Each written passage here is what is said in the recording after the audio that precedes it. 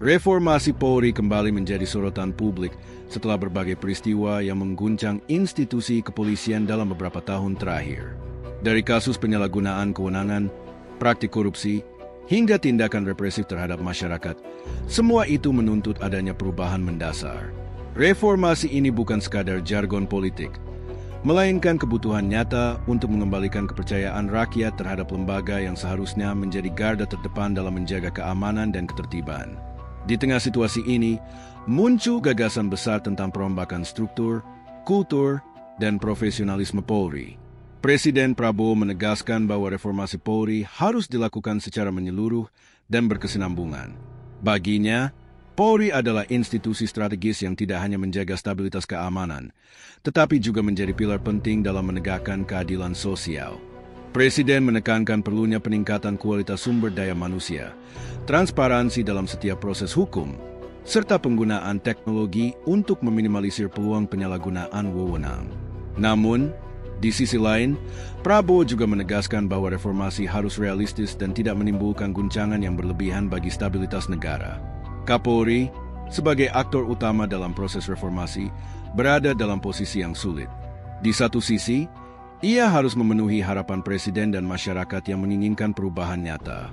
Di sisi lain, ia harus menjaga solidaritas internal agar tidak menimbulkan perlawanan dari dalam tubuh kepolisian sendiri.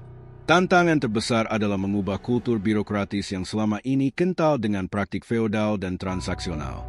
Kapolri dituntut untuk membangun sistem meritokrasi yang jelas, di mana promosi jabatan didasarkan pada prestasi, bukan kedekatan atau loyalitas semata. Masyarakat sendiri memandang reformasi Polri dengan campuran harapan dan skeptisisme. Banyak yang pesimis bahwa perubahan signifikan bisa terjadi mengingat panjangnya sejarah penyalahgunaan kekuasaan di tubuh kepolisian. Namun, tidak sedikit pula yang optimistis, terutama jika reformasi ini dijalankan dengan sungguh-sungguh dan disertai keterlibatan publik. Harapan masyarakat sederhana, adanya kepolisian yang benar-benar mengayomi, bukan menakut-nakuti. Rakyat ingin merasa aman, bukan justru cemas ketika berhadapan dengan aparat penegak hukum. Salah satu isu mendasar yang mendorong reformasi adalah maraknya praktik korupsi di tubuh kepolisian. Dari pungutan liar di jalanan hingga manipulasi dalam penanganan kasus besar, praktik-praktik ini telah merusak citra Polri secara serius. Jika reformasi tidak menyinggung akar masalah ini, maka seluruh upaya akan sia-sia. Oleh karena itu, transparansi dan akuntabilitas menjadi kata kunci. Setiap tindakan polisi harus bisa diawasi oleh lembaga independen agar tidak terjadi konflik kepentingan yang selama ini kerap membungkam upaya penegakan hukum. Dampak dari reformasi Polri yang berhasil akan sangat besar bagi negara. Stabilitas keamanan akan lebih terjamin, investasi asing akan meningkat karena adanya kepastian hukum, dan masyarakat akan lebih percaya pada pemerintah. Sebaliknya, kegagalan dalam menjalankan reformasi akan melahirkan krisis legitimasi yang berbahaya. Negara bisa kehilangan kontrol atas keamanan dalam negeri, sementara rasa frustrasi publik berpotensi menimbulkan ketidakstabilan sosial. Presiden Prabowo melihat reformasi Polri bukan hanya sebagai agenda internal kepolisian, tetapi sebagai proyek kebangsaan.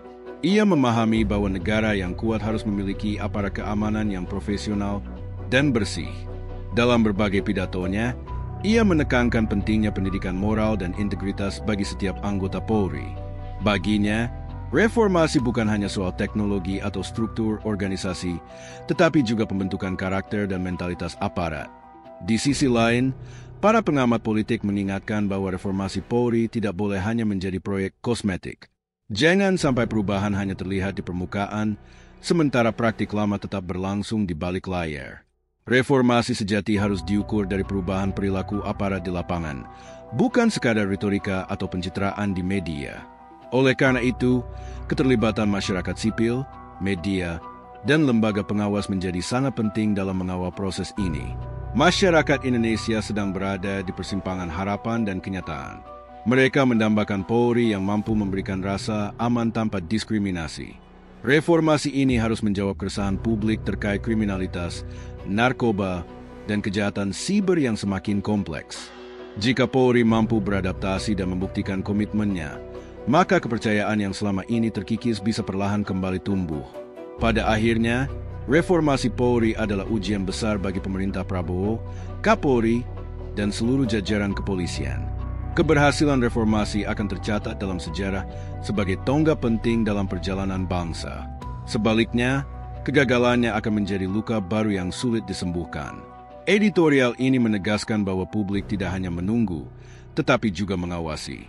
Karena Polri bukan hanya milik negara, melainkan milik rakyat yang harus dijaga kepercayaannya dengan sepenuh hati.